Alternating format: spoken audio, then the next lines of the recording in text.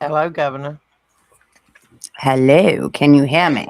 I can hear you. Yes, you can. It's a miracle. Just kidding. Hello, all of you children of the Most High out there.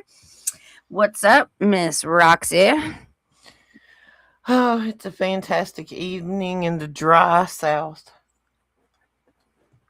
It's dry, everybody, everywhere, except California, evidently. Yeah. Since when? I still think that's a typo.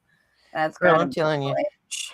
the sky don't even look right. It's like and don't get me wrong, it's beautiful. I don't know where everybody else is looking at, but our daytime sun has just been these beautiful, brilliantly like light blue skies, very few clouds.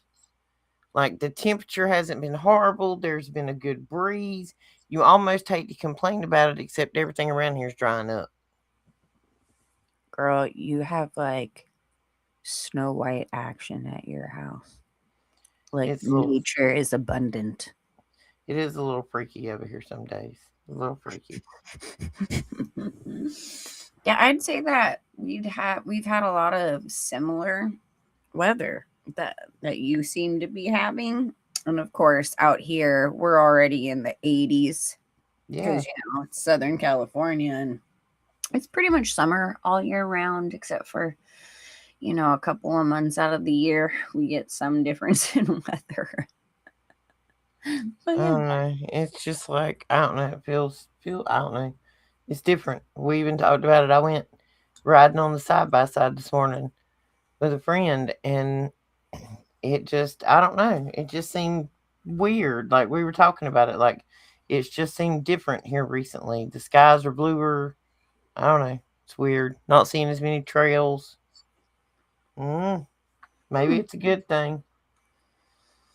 Hello, Mm. everyone. We see Big E and Wayne and Miss K and Super Sidewinder in the room, and a few in here who haven't spoken up. But welcome, everyone. Welcome. So, as you notice, we are running a little earlier than we tend to on Thursdays today because it's my son's birthday tomorrow and I have a bunch of cake baking stuff to do. So, y- thank you for your patience and coming in a little earlier. But I thought today would be a good day to talk about the medical system. Mm, Hmm. mm-hmm. And I'm sure all of your life, you have noticed that the medical system has never really been quite right. But as we've gotten older and into this current time we live in, we're finding more and more reason to distrust the medical system.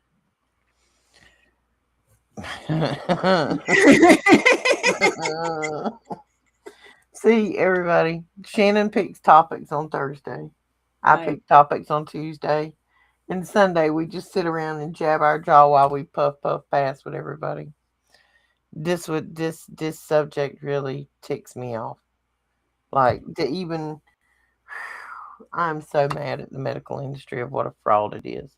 Top to bottom, left to right, up down, red, blue, white, black, don't matter. It's fraud.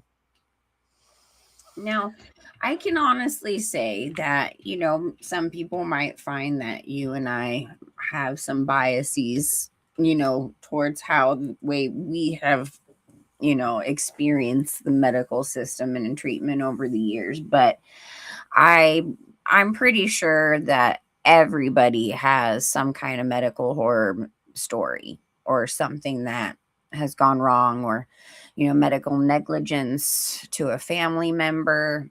I mean, you name it, being denied for insurance, the medications making things worse and things along those lines. So I just kind of wanted to go in a little bit and talk about some of the past medical practices that we're aware of, and kind of a little bit historically speaking, how messed up the medical system has been throughout the years. Like, let's just put it this way, it's never been good. Day one, Day one, okay? like I was doing some research, and it was on one of them 13 the other day, and of course, it all of it intersects, and I think it was the Ross ones Hmm.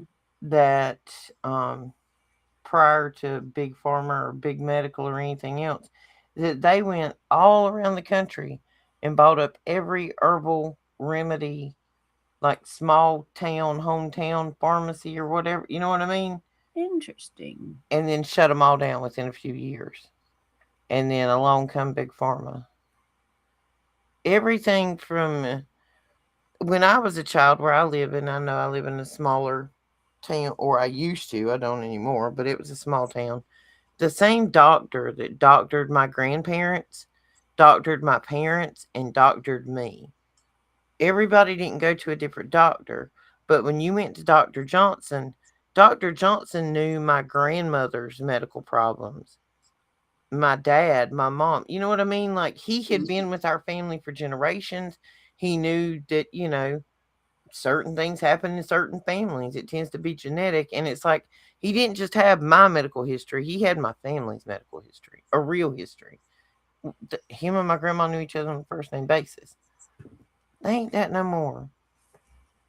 Like I literally went to the doctor here a while back and asked a question that I was concerned about on some of my blood work. I got a referral, two prescriptions, and three tests for one question. And all I wanted was some hormones tested. Like, why? Why do we need an EKG? I'm befuzzled at this one, guys. Like, I went in because I'm at that age where the hormones are just not what they used to be. I didn't Mhm. take them back then because I was scared of side effects. So I'm like, well, maybe it'll help now because there's everything's starting to get a little wonky at this age. Everything's cracking and popping. I literally asked if my doctor could just run some blood work to see where we were at or if it's something that needed to be addressed. It was crazy. That one question, if I'd have followed through, would have probably ended up costing $50,000. Well, speaking of historical references, I just kind of wanted to express that a lot of this medical system, including the pharmaceutical industry, the insurance companies, but the actual medical systems itself in practice and all of that have been funded by the same people who created eugenics back in the early 1900s. I would even say late 1800s. So we're talking, everybody's heard of the horror stories of asylums, which was in the same medical system as, hospitals and care. Of course, back then you could have more availability with doctors who would come to your house. But as it went to, big things, hospitalizations and things along those lines, which wasn't as big of a thing. It had all technically been funded and created, including the actual like structure of the education system for the up and coming medical staff like doctors and nurses and all of that. It's all been funded by the same creators of the eugenics programs.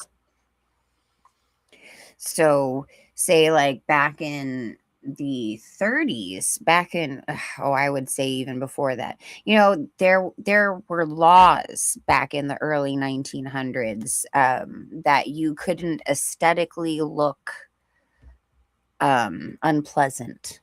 You couldn't be considered ugly, okay? It was literally illegal and you would be put away into Yeah, an and it was asylum. about symmetry with them or something, wasn't Right, it? exactly. So imagine, because they were forcefully sterilizing these people. Well, imagine if these people ended up actually having children or something was what they considered to be, a disability. Um, they would just let the baby die. They would tell the mother it was a stillborn and they would put the baby in a room to starve to death. Mm. This was a very common practice up into the late 40s. Then you started in the 60s, more and more laws were becoming apparent with that because of course too you had abortion laws being criminal and all of these things, and we won't even get into how many horrible backwoods and back alley things happened and how many deaths had occurred from those kinds of situations. It's certainly not condoning that in any way, shape, or form, but the things that were encouraged in the medical system and through law always pushed for a very strict, what they would consider like an outward Christian morality, but behind closed doors have complete and utter just Luciferian um, backing. I'm having a hard time talking today. Sorry about that.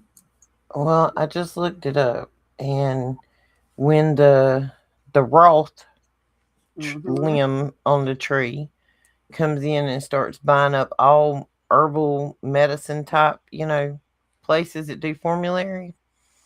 Just happened so that in 1910, funded by the limb on that tree that starts with a rock, um, funded their foundation funded a report that led to the closure of holistic medical schools and standardization, and it switched to standardized pharmaceutical based education.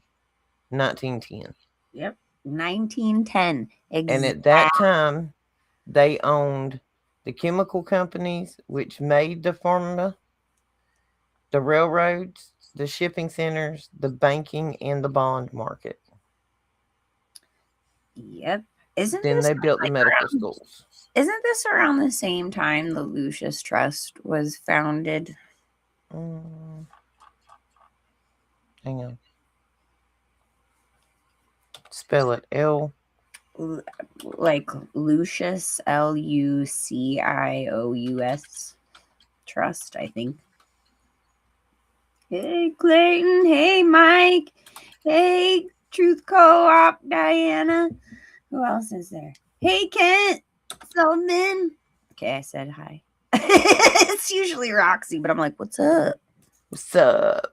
I'm over here typing on the keyboard, homies. Puff, puff, pass. Just We're, for a second, I will show my camera just so you can see the shirt I am wearing because we can't read it. It's backwards. oh, it's the Dark Crystal. But it's the Age of the Resistance. Anyways, the Dark Crystal. We were having a conversation earlier today about old school 80s movies that we grew up with that were technically made for kids, and we're like, no wonder I grew up goth because all these Dark Crystal, all these things. Anyways, 1922. 1922. Yep. So about 12 years later, the Lucius Trust is Oh my goodness. Do you know what the Lucius Trust original name was? Lucifer's something. Publishing company. Yep. Lucifer's Publishing Company. Yeah, I almost had it. Almost had it right. Mm-mm-mm-mm-mm. Mm-hmm. Hey, Mike. Hey, Mike. Yo, I'm excited. We played our last rec ball game for the season. We're done with ball. Yay! It was fun, but we're done. We're done. No more wagon and chairs and coolers and everything else. We get to take a break. But yeah, it was the Lucifer Trust Company. Yep. So, but see, a lot of the information and books, like it's a big library. It holds a lot of information, and a lot of the information that's held in the Lucius Trust is a lot of Eastern medicine, a lot of transcendental nonsense, a whole bunch of occultic, medical, I mean, I wouldn't call them, but occultic practices for different things. And so as we're getting into the pharmaceuticals and getting more and more into that, a lot of that information had been stored in here and had come from this particular library of information. So our not only is the medical system, of course, funded and created by the Genesis, the ones who created that, but we're talking now pharmaceuticals and all of these practices, the technology that is used in medical machinery over the years. All of these things come from these books, these occultic books that they store in this library. And I just it's very fascinating because it does hold grimoires, as a matter of fact, there, Clayton, if you're listening. And they had, I mean, a lot of course, the real true hidden stuff is going to be in your Vatican libraries and stuff like that, but they have quite a bit. And that's just kind of like the point of where I was trying to go. Man, I'm just but Squirrel. a squirrel. But the pharmaceutical industry, these compounds, they are based off of grimoires, based off of actual spell books and, pharmakia that are here stored in these libraries. So there's a huge connection between this library and the whole storage of all this information and the medical industry. It's not something that people talk about very often, but I really felt it important to express that because, we're always told that the dudes in the white coats in the laboratories, they're just working away doing their stuff, all off of their knowledge of chemistry, but they never ever ever bring up the occultic basis that started these medical schools. It is all based off of this. It's interesting because the eugenics book that I have, that was my great grandfather's textbook from Bible college. Ugh. There's a huge section in here about the medical stuff and the stuff that they are doing now and utilizing now. And it's insane. Some of the textbooks that my great grandfather got in Bible college was talking about artificial insemination and crazy wacky things that you would never expect in 1919. You know what I mean? Mm-hmm. And there's a whole entire section. As a matter of fact, this book is based off of the twilight sleep. And they believed that in this twilight sleep, you were able to, undergo surgeries and things along those lines without anesthesia. And I mean, it's wild. This book is wild. No, And I'm thank like, you. I'm not down for any surgery without anesthesia. No, thank you. but again, this is what my great grandfather was given in Bible college as textbooks. So imagine what's in the actual medical school systems back then. Like they were a lot less hidden on the occult side of it. Okay. Now it's all kinds of fancified and technical scientific jargon to make you feel like it is a professional thing and to be trustworthy. But I promise you, it is all based off of this occultic nonsense that is all stored in Lucifer's library. Ain't it? He's so That's where Satan's hemorrhoid has the library card to, just in case anybody's questioning who some of their customers are. like I know some of you may have heard of the Lucius Trust, which again was called, what was it called? Lucifer's Publishing company. publishing company. So, you know, Alice Bailey, he was who said that. I think that was Big E mentioned that it was Alice Bailey who, I wouldn't say founded it, but she was the one who got all the funding together to get this library set. But this stuff had already been conglomerated and was very important to keep in one place. So it's something that, again, nobody really is talking about, or I've heard. Maybe someone out there has said something, and if you have, cool, dude. I hope I get to see your video. But there's so much more in this library that would be very interesting to look into in conjunction with the medical industry and how, I mean, we're talking the Vril Society stuff. All of those books are in this library, right? We Mm-hmm. have full on knowledge of parasites, but what they really are and how to summon them through pharmakia and through other means.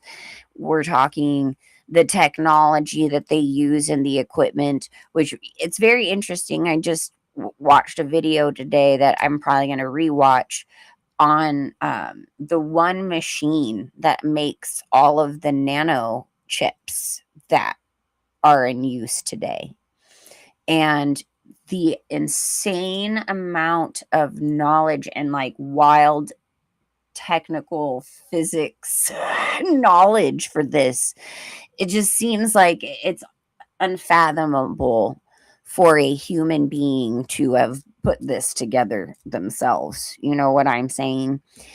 And Mm-hmm. um, when you're thinking of this kind of technology that is being used to make these chips, to make these big giant machines that they put you in for testing, MRI machines, CAT scans, all of this stuff. This technology, the blueprints are stored in this library.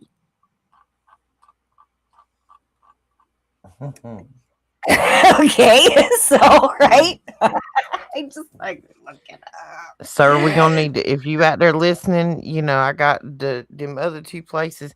We gonna have to put this on my list, number three. We gonna have to go because they Oh my got god. yeah. Oh, Mm. and thanks, Clayton, for bringing up the dental industry because, whoo, okay, the dental industry, nobody really understands this aspect. Sure, it is important that we need dentists. We need to be able to take care of our teeth. It is a very painful thing to have abscesses. It could kill you, this stuff is important, but there's a side to the industry that's very dark, and there's a couple of movies out there that show this. There's a movie called Novocaine, I think.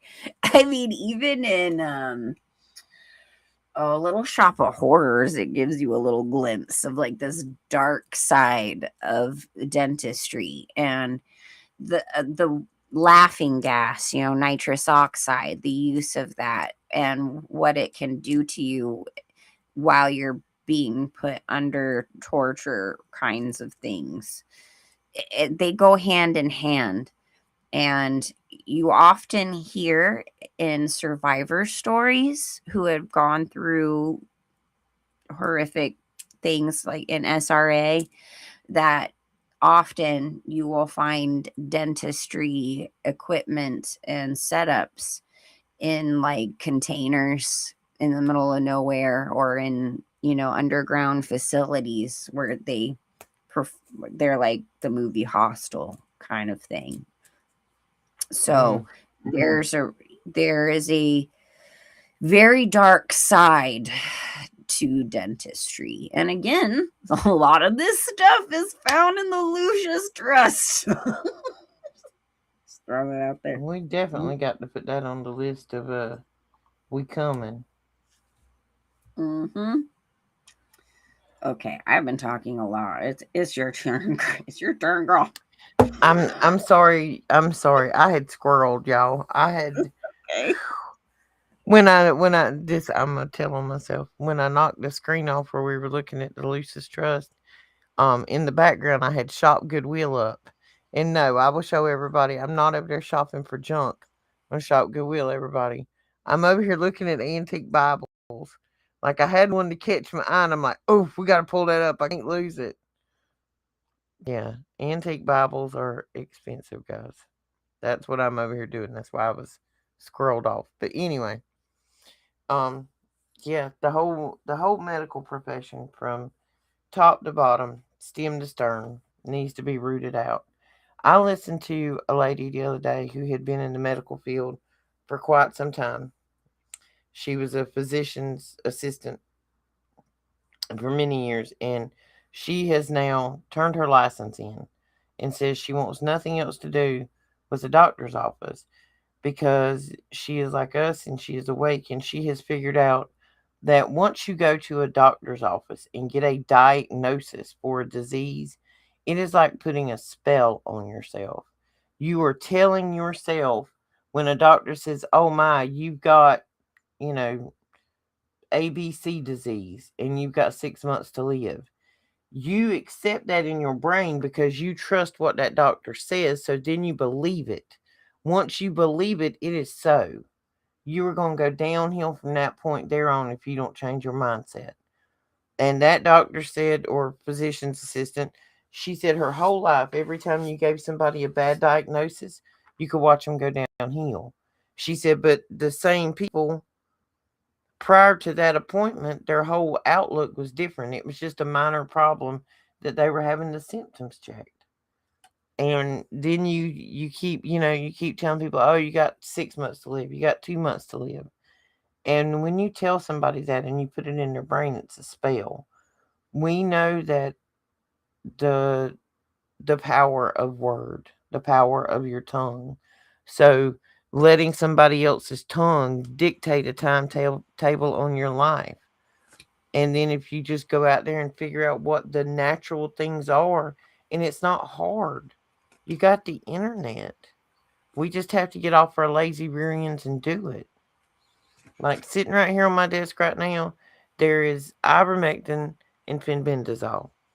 Those will work on about 80% of what's wrong with you. There are going to be other symptoms along the way. I tend to have this cough ever since I got that pneumonia the first of the year. I have a jar of local honey and onions cut up, teaspoon a day. Restructure your water. Your water isn't good for you. It's dead when you're drinking it because we're drinking it out of plastic bottles. Get you a copper vessel. Even if you get a big one to go on the counter, like a copper water container, but it needs to go back to copper to be restructured. That's why they took the copper pipes out of your house. That's why Dude, if you got a swimming pool, you can stop buying chemicals. Just chunk some copper in the skimmer. Everything's a, everything's a scam. All dude, of it. I just found the prescriptions section of this eugenics book. Mm. This is wild. Some of this stuff literally sounds like a spell. It's like, Give me the Ugenics. What's the name of the book? The it actual name. is, the actual name is The Science of Human Life, Twilight Sleep, Eugenics. Written by, The Science of Human Life. yes, Twilight Sleep.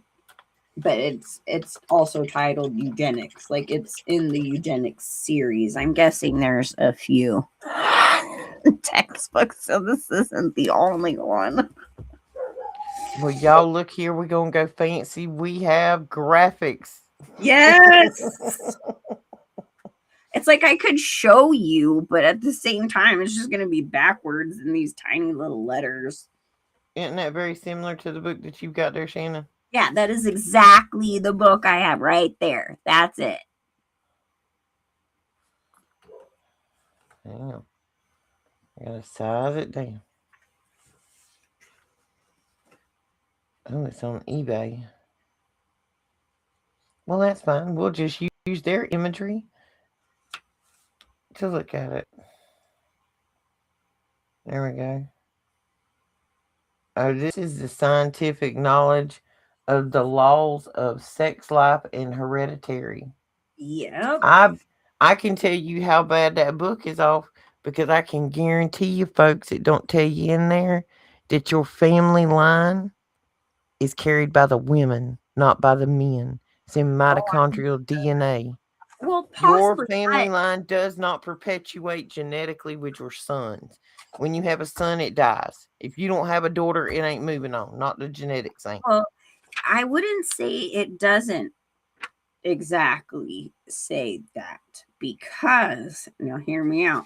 And mind you, my great grandfather wrote notes and underlined a lot of sections in this, especially when trying to court a female and marriage stuff. And Really? right, but So he there was is a a player, whole huh? section. There is a whole set. Oh yeah, he actually had a first wife before my great grandma, which is like unheard of back then. He actually was divorced. That was like, that's a big deal. But there's a section in here after where it talks about diseases and it goes all into all kinds of stuff on anatomy. It literally has a section afterwards where it's talking about marriage and breeding and how it, the importance of finding a female without these, you know, problems. So it's Mm, like they're telling you that it is the female because it's all based off of finding the right female. Nothing in here, of course, because it's all man speak. It's all to the men. No offense, dudes out there, but let's just face it. There weren't any women in Bible college back then, I'm sure. Um, right. but yeah, I mean, it basically is pointing to that, and that the importance of finding a genetically sound female partner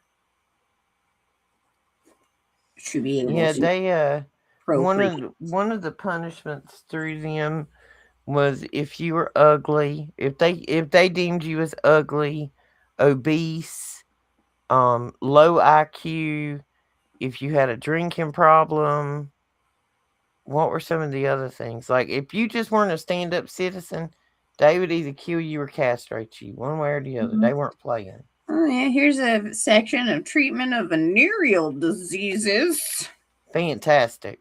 Oh, I see lots of mercury in these. That's terrifying.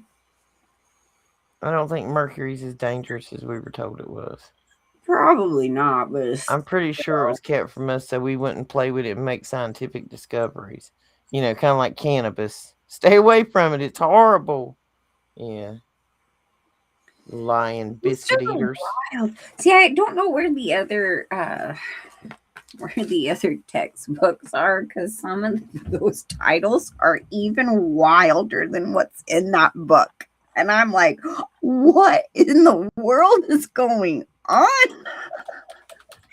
Like, I just was sitting there going, okay, this again is a religious studies college, and there's like so much in there about the medical industry and medical innovations that honestly you didn't hear a word about until maybe the 60s.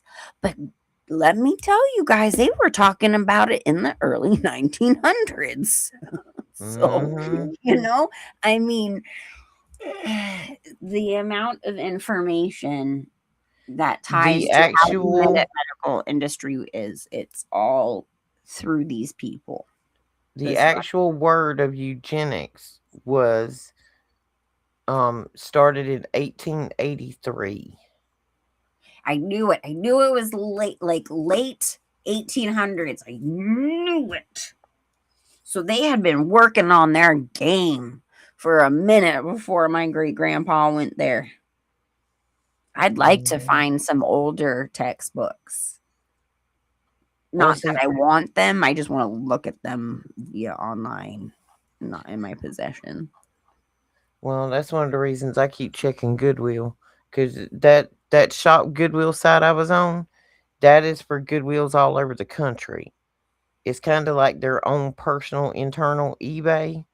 To begin with, when the site come out, you could get some cheap stuff on there, but people have figured it out by now. But you can go in there into under the antique books.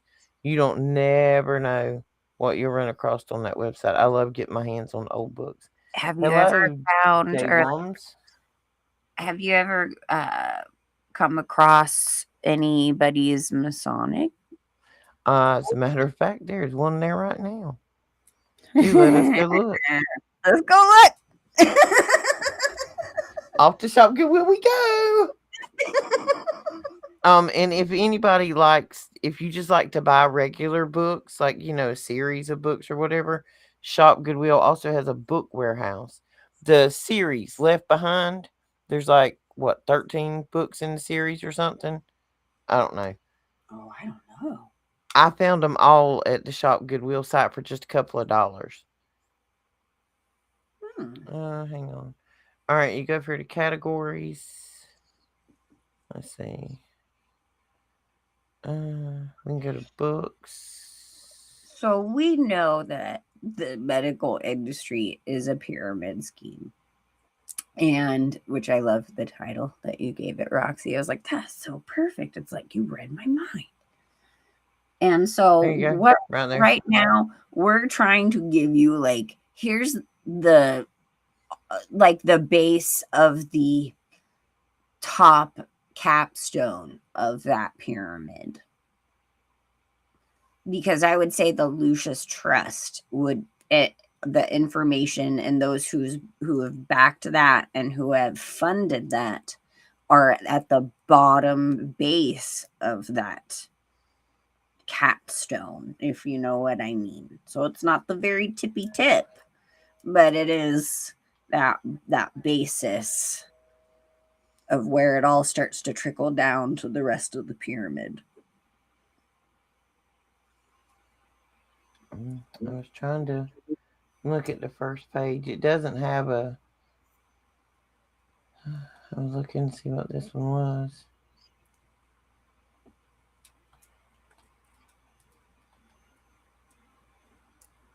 Just a reference dictionary index. See, this is like too, one of the reasons why I really kind of wanted to bring up eugenics in these textbooks and where these textbooks were distributed was because it's very very apparent that the religious side of things are part of the medical industry. That is a connection that people do not ever really think to make. The only obvious one is the fact of the matter that the Seventh day Adventists tend to have a lot of their own hospitals and care centers. But when you're thinking of Kaiser Permanente or your local community hospital or medical centers, things through Medi-Cal, those are funded and that have the hands of religious figures 100% involved in those. Mm-hmm. Why is that? I mean, just think about that. And considering the fact that we have, technically conflicts in certain religions when it comes to medical practices, there are some that have understood that. Again, I really love the Amish. Someday I just feel like maybe I want to join in and just go. I think they've had it right all along. If you want I the honest really truth. do. Because I mean, even when it comes to the medical industry, they have had their own ways. They don't trust the system. And a lot of people will sit there and argue with you and say that's negligence. That's, there's a lot of controversy in that, and I get it. But if if those who are running the occultic libraries, the running the religious establishments in this world are having their hand in your health care,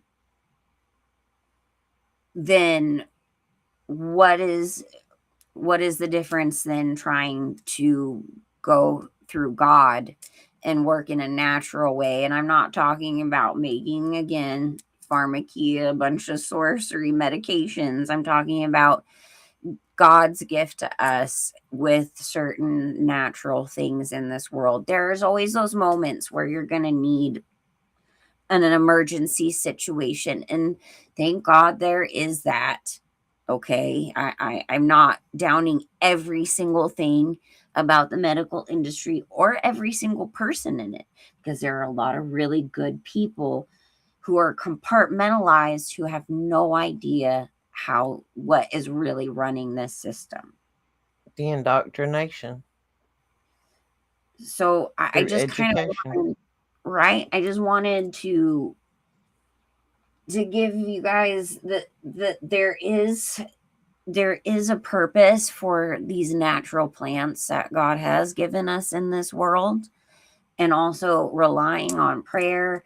I'm not going to say I'm like one of those, what do you call them, the new apostolic uh movement where, if you go to a doctor, shame on you, you don't have enough faith to heal yourself. Like, that's insane to put that kind of rhetoric on that, because Well, that even scares before a lot we of people had from faith.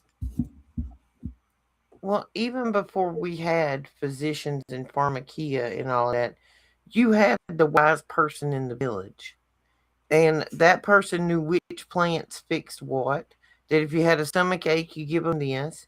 And just like I said about the doctor I went to as a child, that elder in the community that knew what plants did what had treated everybody in that community. So they had family history on that person. You didn't need all of this stuff, but that's because we also weren't being poisoned by the air, the food, Right. the water, the frequencies around us, and cut off with rubber soled shoes. We don't touch earth anymore, guys. Like, we're supposed to be in tune with the dirt that you walk on. They This made is fun of we know how they made fun of like tinfoil hats. They also did the same thing with tree huggers. right. Remember how it used to be like a kind of a slur if you were called a tree hugger? I mean, if you were a hippie, it wasn't so much of a bad slur. We were very open and you were like, yes, we're tree huggers. Well, see, now I'm from the South.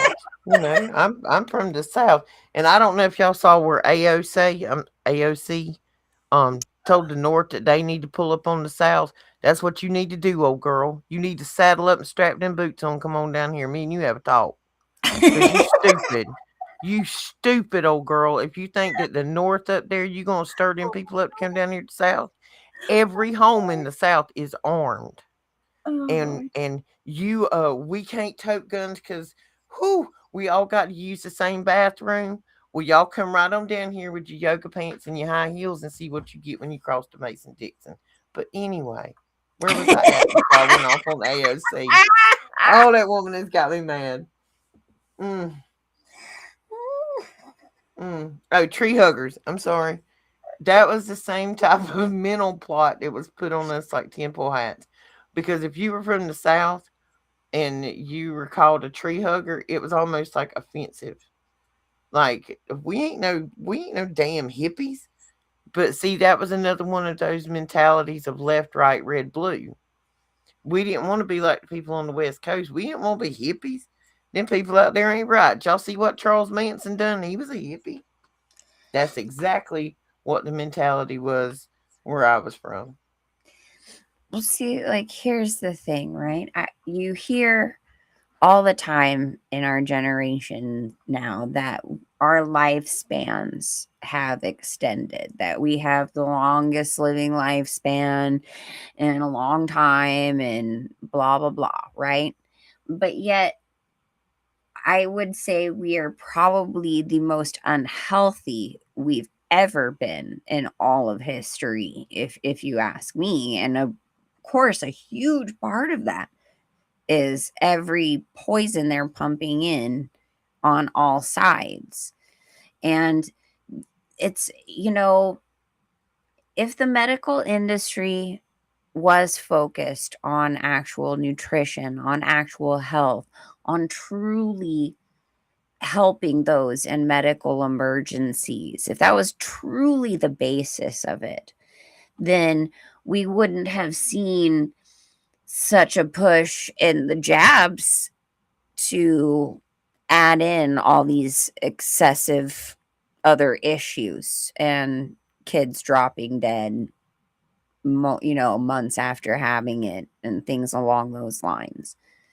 Our food industry wouldn't be made of plastic and bugs. We wouldn't we wouldn't need to rely on the pharmaceutical industry the way we did if we weren't being constantly bombarded. I mean, you guys, I just lost a friend who was 48 years old had a heart attack and a stroke at the same time. And by the time she got into the hospital, she was already unresponsive. And you know what? It's like they just didn't care. They're like, oh, she's unresponsive. We'll do some tests on her brain, but she's pretty much brain dead. Sorry, guys. Is pretty much how that went. And then had the family wait several days to go through grueling things, just, so they get all of the money that they need to perform those tests to make sure, even though they had already stated from the beginning there's no hope. So it's just an absolute joke. And then, of course, let's not get back into the death industry and how they all work hand in hand, which draws back to the religious establishments and the Lucius Trust. If anybody in this country actually had the goodwill and good intention for the citizens of the United States of America, our healthcare system would not be for profit. Anything that is for profit, you cannot hinge someone's life on it because greedy people do greedy things. And I'm telling you, I've seen what some of these uh, central casting people will do for $1. So imagine what kind of bind they put some of these physicians in. Like, I do accounting, I've done accounting for years, I've done taxes for physicians. They live off credit cards, folks. It has gotten to the point now that your local doctor, and most time when you go in now, there's 10 residents in a physician's office. They're all rotating in and out. It's owned by some corporate structure. They are simply employees, and they get paid once a month off commission. Do you really want somebody that draws commission like a car salesman to tell you whether you're going to live 6 months or 6 years? I Mm. mean, let's just think about that. You might as well just go on and pull up at the table at Vegas and play the roulette wheel because you have no idea what kind of individual you're dealing with from a moral standpoint. You got to know the moral standpoint of everybody you dealing with anymore, because there's so many of these little dark demons running around, skin suit jumping, that you don't never know what you're dealing with, or what those people are into, or what they're willing to do to enhance their commission. Maybe he's some 60-year-old doctor that thinks he needs a 26-year-old girl with, and he needs to just keep pumping her money for all her plastic surgery, and they need two convertibles and a boat and a vacation home. Well, he can't do that working down there at the community health center. He's got to up his prescription rates. He's got to up how many tests he writes a script for, up the blood work count, up the patient count. They've gone from spending 15 minutes with you to spending two. Cocoa melon gets more attention than you do from the physician you go see. Mm. Now, I do want to add this in here, okay? Because there is a light at the end of the tunnel. And Jesus has worked so many beautiful miracles in the midst of darkness through these dark tools, through these dark systems. And there are many people I do know who have had absolute miracles happen when they found themselves being in a situation where they had no choice but to be rushed to the hospital. And I just want to say that I have seen some really amazing supernatural things in the midst of prayer and God working through that darkness to show you that he can still work miracles in these situations. So if you find yourself in that position or you have someone you love who is in that position, take heed and know that Jesus works through these dark places, and have faith in prayer and stay diligent. Stay diligent on top of everything. and it'll be okay. You know, I'm not trying to say that there aren't beautiful miracles. There's a really awesome friend of ours who we have had on our show, on the Supernatural show. His name is Scott, or Remote Viewer 57. He's battled cancer on and off throughout these years, even the years that we've known him. And about a year ago, he ended up in a situation where he was in the hospital in Canada. And it was a horrific thing, but he was such an insane prayer warrior while he was there. Not only did miracles work in his favor through Jesus Christ, but he helped spread the Holy Spirit through that hospital. If you ever get a chance, check out Remote Viewer 57. And I do believe he shares that testimony on his channel. But I don't want you to think that there isn't hope, but I don't want you to rely on the system for your actual health care, because it's all the system is based in darkness, but that doesn't mean there aren't good people who work for God or Yeah. our Father in heaven. Educate yourself. There is no reason that you can't think up three common things that you normally have to use cold medicine for, like Advil or you know, the flu medicines or whatever. Um, Antiseptic, pain reliever, all of that stuff can be found right outside in your yard. And if you don't know what you have access to, if you have anywhere that, if you've got a yard, your grandma's got a yard, take your phone. You can take the camera on your Google page, like in the little search bar, there's a camera there. You can actually take a picture with your phone. Hang on, I'm gonna put up the screen. You can take a picture with your phone if you don't know where it's at. When you go to your Google box, right over here, the little camera icon, when you click on that, you can actually use the camera on your phone. It'll take a picture of whatever plant you're looking at and it will identify it. After you identify what that plant is, all you got to do is search for at home remedies with plant name, or what remedy is this plant good for. Take an index card like your grandma used to write recipes on and write it down. If you want to take a leaf off the plant, tape it to the index card so you remember what it looks like. Put them in a box. Even if you don't use them, maybe your kid will someday. Use it as a science lesson with your grandkid. We aren't even taught what the plants around us are anymore or how to spot them. We have neglected and ignored the pharmacy that you live in that was provided for us by our Father.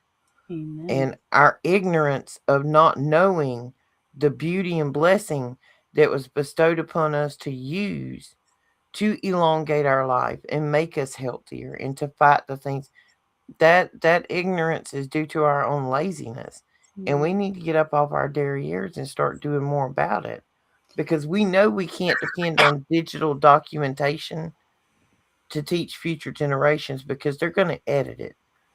And we've been talking about this a few days now. We have to bury the truth. Mm-hmm. Literally, you got to build a truth box, a time capsule for future generations, whether it be grandchildren or children, nieces, nephews, whoever. Give it to a friend with a kid if you ain't got none.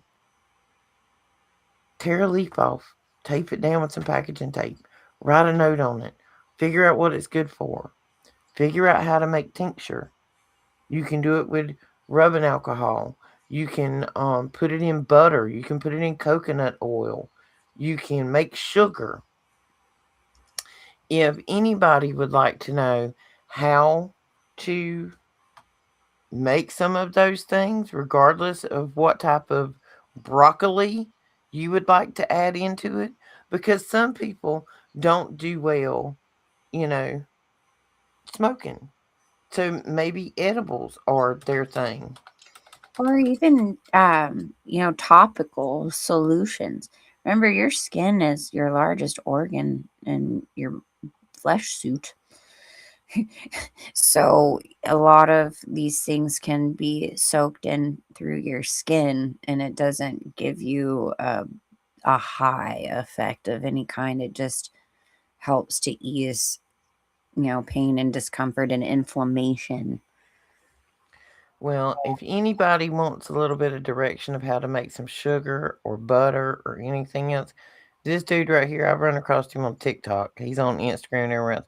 His name is Stoner Gump. He was just a guy that was on there. He's a trip, but he actually wrote a cookbook, like a very simple, in simple terms, kind of cookbook.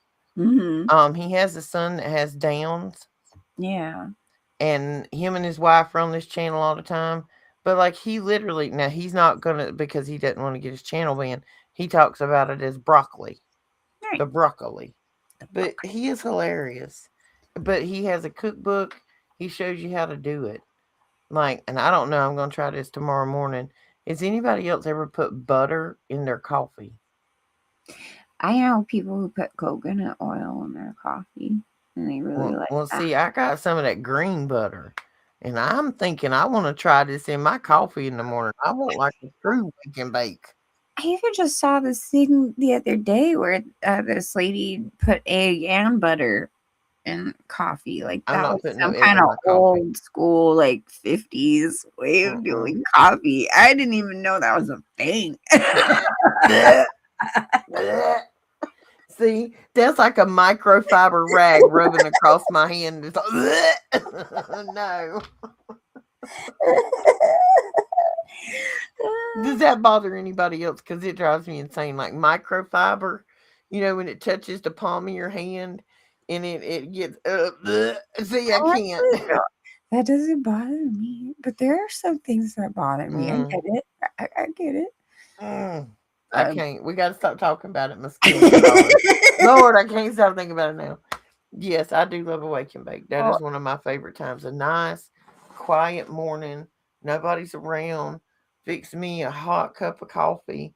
And my coffee consists of coffee with a lot of sugar and a little bit of cream and a bowl. right. Well, see, I know that there are um, a lot of people who don't trust, you know, what grows anymore. Just because all the Exactly. poisons in the sky and the water and the soil and blah, blah, blah. But there is a way to do it controlled. Um, like Roxy, she's lucky she's got a greenhouse, but people who are even in apartments, you can get little setups to be able to grow some medicinal herbs and things in your own space to where what is going in it, and you can try to control it as best as possible. And then, of course, adding in a copper coil of some sort, a post with a coil will help exponentially, not only kill off the poisons that's going in through it, but help it to grow. So, if you are like me and don't really trust even some of the organic stuff anymore, or like our friend Clayton is like, even the symbols on the company, I don't even know. I'm like, yeah, I know. So there are some setups out there that you can even do indoors in a more controlled environment. It's possible. I myself am actually starting to grow my little herb, hydroponic setup in my kitchen again. So, you know, you got a small space, don't worry. You can still grow a little something, some essentials for medicinal purposes. Well, and even if you are limited on space, you can take 5-gallon buckets. You can take plastic milk crates. Those are good, like tower growing. kind of for like small gardens, herbs and stuff. Um, and there's some really, which I actually have a couple of them. You can go and look for what they call heirloom seeds, and Yep. they're survivalist type thing, and it comes with multiple different. I think I have mine has 25 different vegetables in it, which are easily grown in small plots, and will make sure they're heirloom, because if they're heirloom, the seeds that the fruit or vegetable produces will then regrow. If you Exactly. don't, they ain't. Right. And I was gonna say, back in the day, because I mean, I'm still kind of obsessed with this idea, and it's something my father really wanted to do, to have a sustainable kind of a community. But we did a lot of research on different types of growing projects, and there's the whole world of aquaponics, which is really cool because then you can, of course, have fish to eat if you like fish and things along those lines. But the whole system helps to nourish and grow the food on top of it. And then there's aeroponics, which I don't know if many of you heard of, because I know aquaponics was a little bit more popularized, but aeroponics is a very fascinating situation where the roots are actually in a type of tubing setup in up in the air. That makes sense, like high up, and the water system is like in a misted way, but the roots are actually exposed. It's a very fascinating way of growing things too, but it really helps reduce the amount of water and makes it more precise. But that was a kind of interesting thing to look into too, depending on what kind of home situation you have, but they're easy to build. It's not like they're too expensive or difficult to build There you these go. setups. There you Now, go. Yeah. this is one that's pre-built. It's built Yeah. on a Home Depot bucket. You can do this with PVC and some fittings. I mean, Yeah, it's it's really very simple to go hard. on here and see how they're doing it. Let's see. Um, My oh, husband hang on. I know what I really was going to bought show into him. the aeroponics thing for a minute, and I was like, wow. Because too, you can have a whole setup for growing, you know, edible mushrooms. He was really, really into growing edible mushrooms for a while, which I had a lot of fun taking part in that because I actually like a lot of certain edible mushrooms. Lion's mane is really good for your nervous system. It does help to rebuild Mm, it. There are some really good mushrooms out there that are healing. The reishi mushroom is really good for your brain as well. A lot of stuff like that. But aeroponics in a dark situation is fantastic for growing fungus. well, see, I was gonna on the screen, as you will see displayed, fine viewers. Here are just some, That's things that you can awesome. Oh yeah, please. across on the internet, just in case you don't live in one of them little places that like, medicinal plants That and is everything. freaking This cool. is called a Ghost Pro. This bad boy does not put off odor, nor does it put off a heat signature. Oh my Those are god. two things that you need to defeat in a grow situation. You can take this bad boy and, as you will see, tuck it right up against the wall, and it just looks like a regular cabinet. Yeah, and talk about keeping out a lot of external Contaminants. Oh, contaminants. yeah. All that's charcoal filtered. The air coming in and going out is charcoal filtered. Girl, I've been down this Ghost Exactly. Pro cabinet. Right. And hey, Clayton, exactly. That's why I was talking about the aeroponics that Andy was like super into, because the lion's mane needs like a really super high humidity, and the aeroponics like is, somehow manages that. Mm-hmm. Yeah, here you go. I'm trying to find a good. it doesn't grow in soil. It just grows in Yeah, aerated the water. aerated water. It's like it's really interesting because again, when you're talking about soil, and a lot of us don't have, the proper soil to grow just about anything, but if you do it this way, you can control the nutrients in a different fashion, and it eliminates the soil issue. And we're just sitting here looking at stuff. See, this is what I'm talking about for the container gardening, guys. Like if you live in a small space, and something really, really easy to grow is potatoes. Potatoes, you can do a lot. I know I'm stuck on potatoes, guys, but you don't understand. Think about how many different things you could do with potatoes. Look up the vitamins and minerals that are in potatoes. Like if you had 50 pounds of rice put up and some chicken, the little cube things, the bouillon or whatever you call them, Mhm. I would personally buy some bouillon and have them on hand and some extra rice and possibly grow some tomatoes because that and Bambi and a couple of fish. I mean, you could do some nice sustaining if you was in a bind. You know what I'm saying? Mhm. Puff puff pass, everybody. But I all these people on that show Survivor, they survive on rice. Just right. saying. I was just gonna say, I know that there is a way to grow rice. Like they have those Rice setups. is difficult. That was one of those things I hadn't looked into as in depth as a lot of this other stuff. But I do know they have them.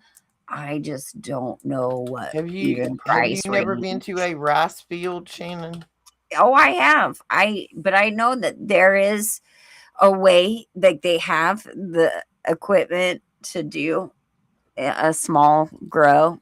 It's just I couldn't tell you how much that would be and if that would even be worth it.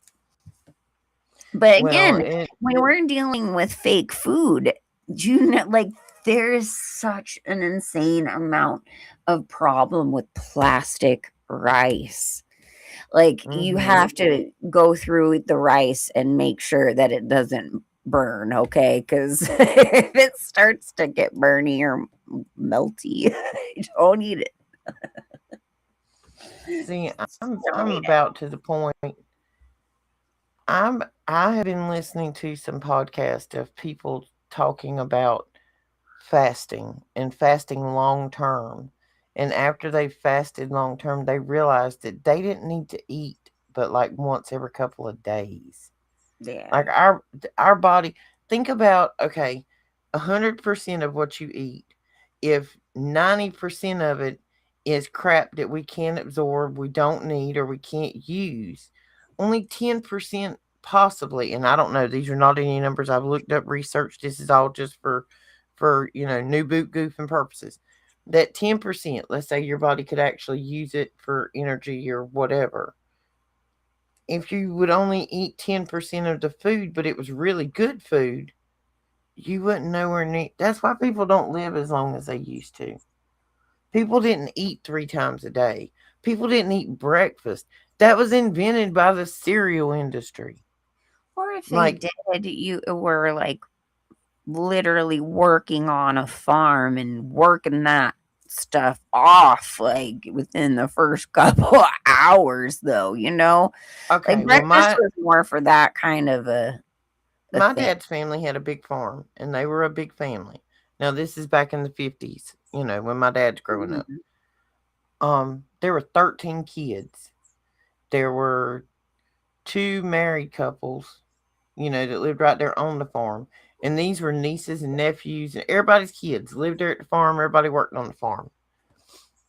My aunt cooked, she cooked a big pot of something, and a lot of times one of the things they cooked was lima beans because lima beans would fill you up. She would cook a big pot of beans and usually a big pot of something else, and she made a bunch of biscuits. One meal a day. That's all it was cooked. That was cooked in the evening. The next day, if you got up in the morning and you was hungry, you might have grabbed one of them extra biscuits or, Right. a piece of meat or something that was fried the night before. Weren't no breakfast cooked. You took and wrapped that up in a towel and you stuck it in your pocket and you munched on that all day until you come back home that night. And if you didn't eat what was cooked the night before, we reheated it and ate it again. You weren't Right. cooking but one meal a day and you ate when you had time. You didn't eat because your watch said, oh, it's 9 o'clock. Have you eat your breakfast? Well, see, yeah, I mean, at this point, I mean, that's how our family rolls. We literally have one meal a day. And I know at this point too, especially with the whole braces thing I'm going through right now, I only eat once a day, but it's kind of been that way for even longer than that. And it's interesting because I've been feeling for a while that that was the Holy Spirit trying to prepare me to get used to fasting. I mean, one of my biggest issues is gluttony. I'm not going to hide from that. I absolutely love food. Food is like the love of my Especially cake. life, especially cake, girl. Especially cake. It's a problem. Bread, things in general, carbohydrates. Ain't it? I love me some carbs. Just give me a Carbohydrates. biscuit. Just give me a biscuit and some of them there taters. I mean, you I'm don't good. grow up on Italian food and not have a love for carbohydrates. It's not See, possible. I'm very possibly up under the assumption that Sling Blade may have been my dream spouse. Because all he wanted was biscuits and taters. I And he can't. weren't putting up with no crap from nobody. He just wanted to fix stuff and be left alone and eat Mm-hmm. his biscuits and taters. Mm-hmm. Mhm. But yeah, no, the one meal, but I do. I feel like the Holy Spirit has really been preparing me, and I think a lot of people in fasting, because as you see, we're about to hit a famine. It's something that they're telling us right now is possibly going to hit by June, maybe by the 4th of July. We're And going the through all third these, of the four horsemen was right? famine. I think that is it famine and pestilence? There's one that Uh, has like it's a oh, combo. excuse me. No, famine is second. Second. War comes first, then Mm-hmm. famine, then pestilence, then death. Then so yeah, famine, all these man-made shortages because we know they're man-made. It's not One natural. hell of a drought that the whole country's looking at. So, we're being prepared to have less. And that's okay because, practicing is good. Getting yourself prepared is good because you're not going to be panicking like everyone else who's used to having all this junk all day long that is not full of any nutrition. They're empty calories. So, therefore, they're just constantly consuming. And Right, and when it you're kicks not your body able, into a cycle that it wants right, more. all the time. So when that lack hits, remember the TP situation Hmm. and during the lockdowns? This is going to be like full on nightmare. Okay. We're talking the purge is about to unleash when people are told they can't have food. Because remember, even just recently, we went through this whole EBT stuff, which is still kind of continuing, but it's not as in your face right now. But people, when they are food insecure, start wiling out. Then it's Oh. fight or flight mode, and your animal instinct kicks in, and people do not think. Like I said, my fight or flight has already kicked in. Somebody needs to write AOC a letter and get that heifer my address. I will meet her on the courthouse steps. We can debate. We can roll around in the grass. We can fight. I can look at you I and just would explain pay. to you where you lack good common sense, woman. I would pay to see this, I would Roxy. love it. Give me a boxing ring. Give me a boxing ring on the We should front make a steps of the paper county view. courthouse. Let's make a pay-per view event.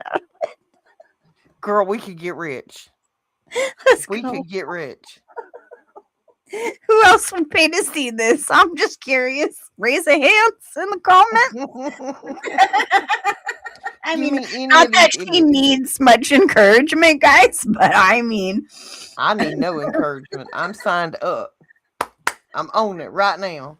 Somebody sign this heifer up. Find out what they'll pay her. Because this has got to be worth watching. I totally She's have to be the stupid. referee. I don't normally call people I stupid, play but my that job. woman is stupid.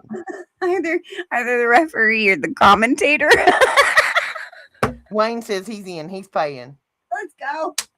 I tell you what, Clayton, you go out and stock up on toilet paper. When the apocalypse hits and nobody can wipe their hiney, we will sell one square for $10. We'll then take that money and turn around and pay AOC to come box me. We can do it bare hands. We can do gloves. Like you can blindfold me because she dumb enough. She ain't getting near me. Oh my god.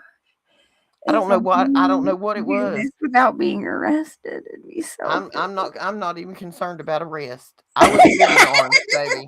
I look oh good man. in orange. So basically the money we make from this pay-per-view event is going to bail you out. That Got is it. that is bail and lawyer money. Bail There and is lawyer money. there is no see, this is all nonprofit, folks. This is just for the good of humankind. I want to whoop that woman's rear end. Because I don't think you could talk no sense into her. So I am of the true nature that I think I should You mean commence it. whooping it into her. You mean it. I don't It. I don't think What? that's a woman.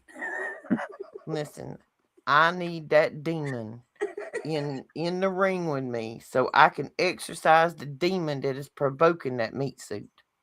Cause she's stupid, telling the North to come roll up on the South. Has anybody seen the map from Hunger Games and what district I live in?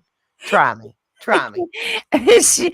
See how they're trying to incite another civil war here? She's inciting me, that's for sure. Me and the Cajun Navy, we coming. We ain't even playing. I'm gonna get all my people down here with all their pews, and we coming. We waiting at the Mason Dixon line. Bring it. I'm just picking y'all, but that woman's stupid.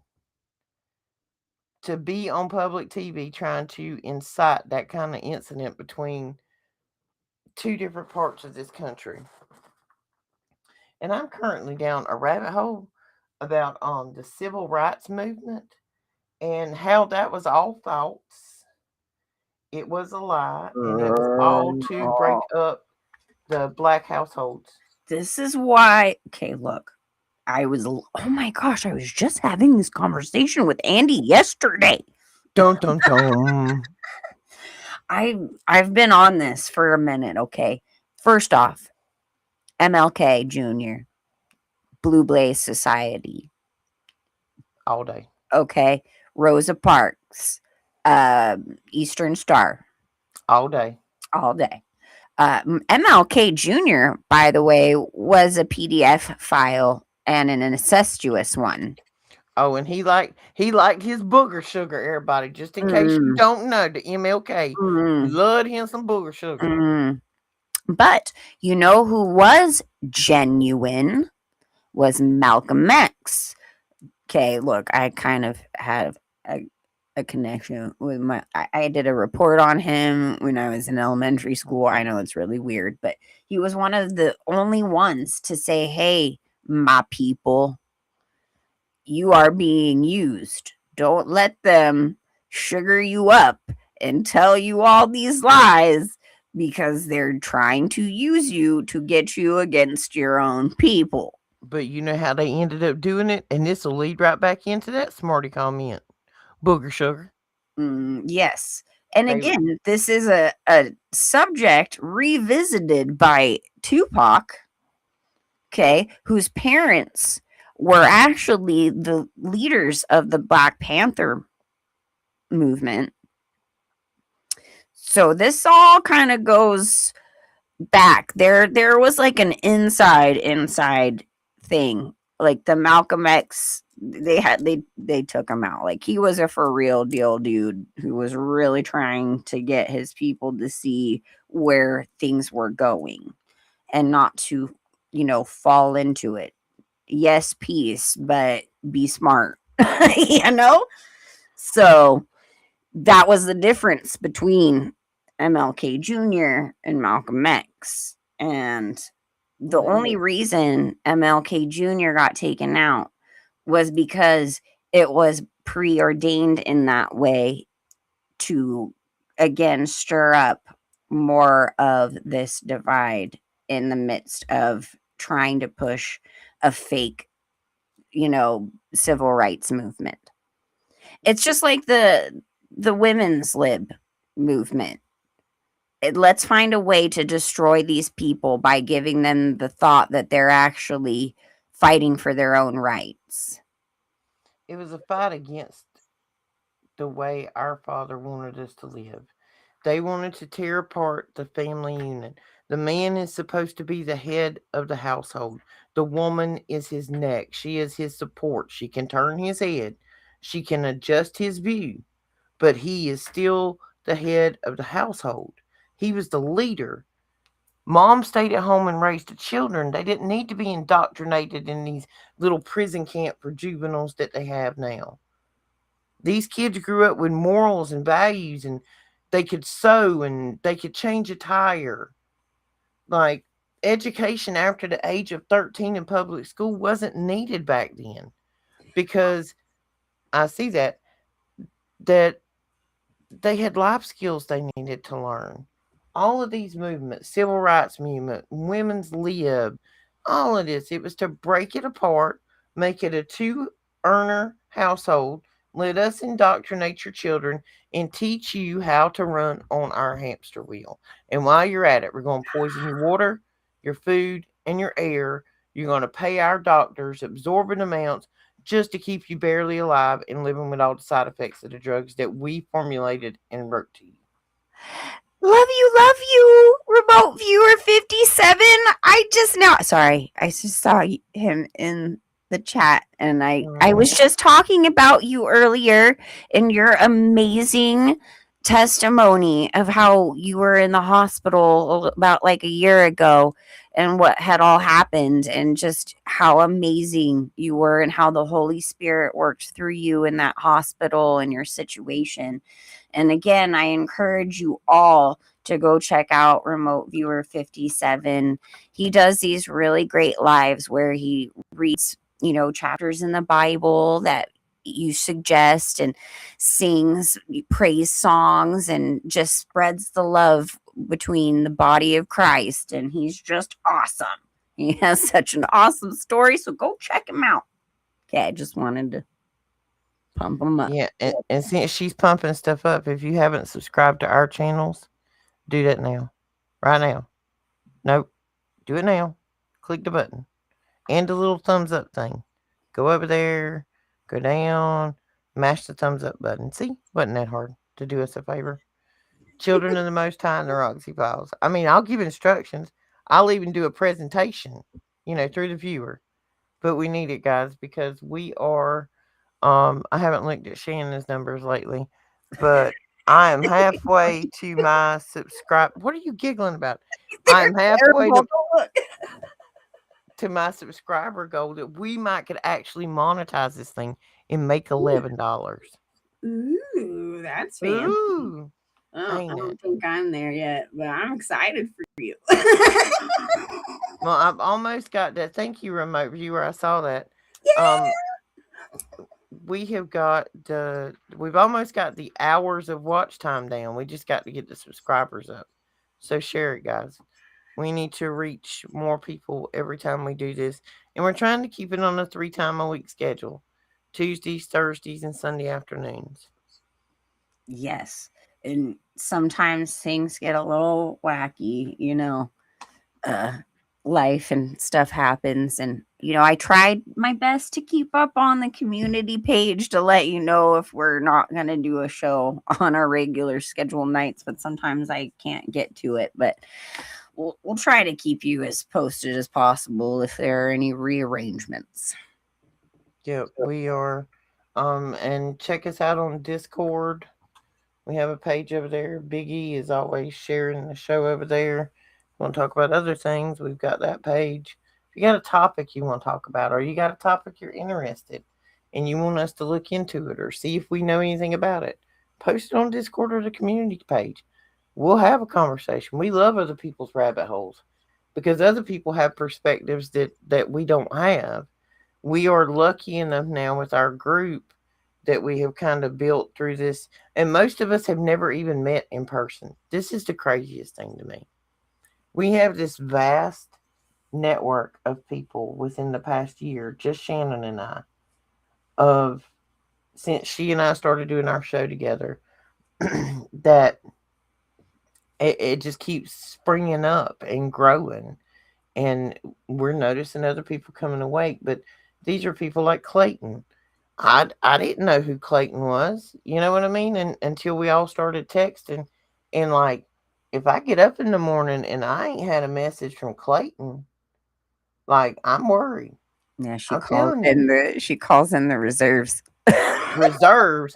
I hunted down a bartender in Alaska until she could tell me why I couldn't get a hold of Clayton.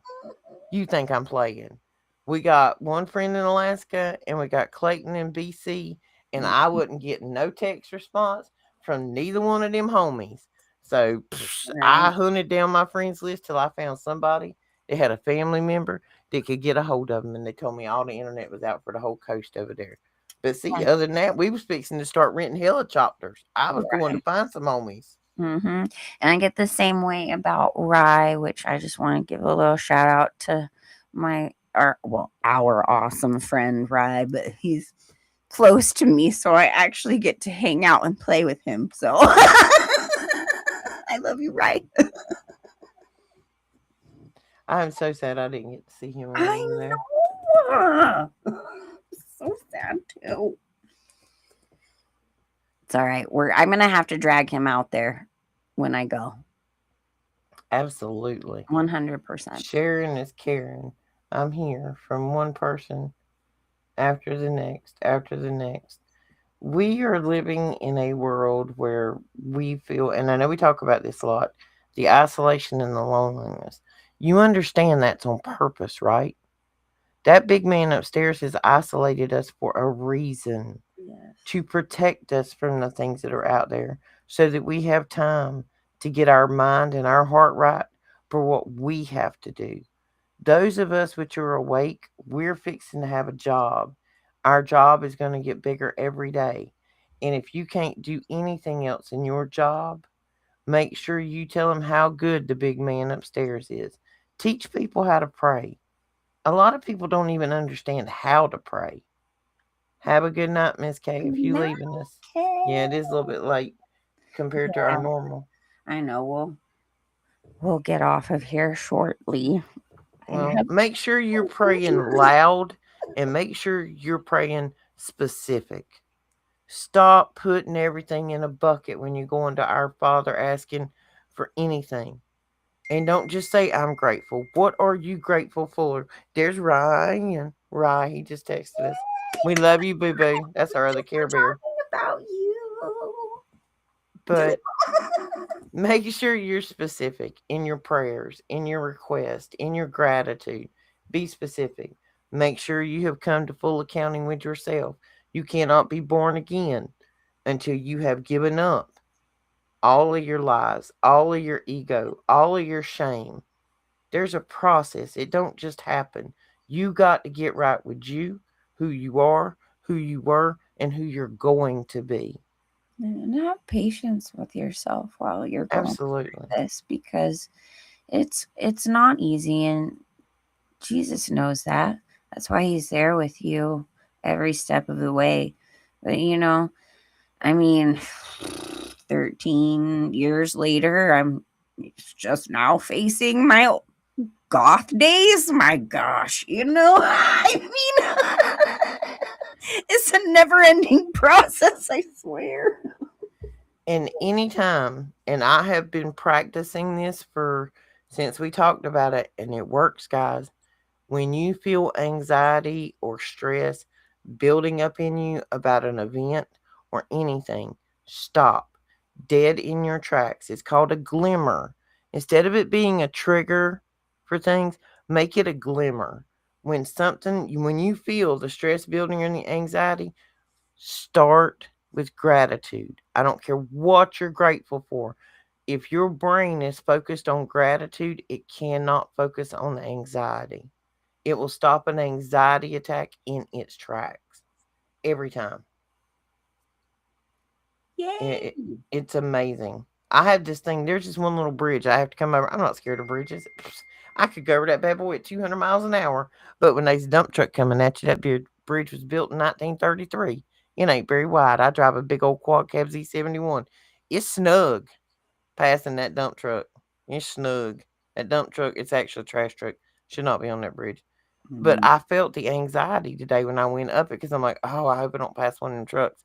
And instantly I caught myself and I went to, you know what? I'm grateful I got this big old truck. I'm grateful, that my grandbabies had a good day. I'm grateful for the sun outside.